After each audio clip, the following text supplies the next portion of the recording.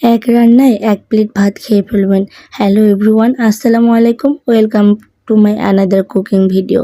তো এমন একটা রান্না যদি থাকে তাহলে আর কি লাগে। প্রথমে কড়াইতে আমি ডিম দিয়ে দিব ৫-৬টি পরিমাণ। তারপরে এখানে পানি অ্যাড করে দিয়ে এগুলোকে ঢাকনা দিয়ে সিদ্ধ করে নিব। এভাবে সিদ্ধ হয়ে গেলে আমি হাতের মধ্যে কিছুটা ফেটে নিয়ে ছিলে নিব।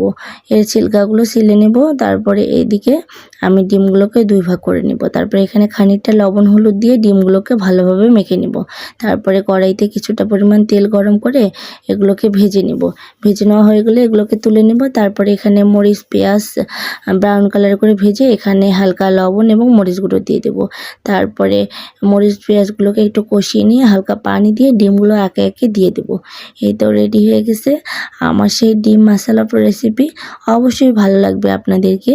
খুবই ইয়ামি একটা রেসিপি এবং অনেক শর্ট সময়ে। সবাই ভালো থাকবেন, সুস্থ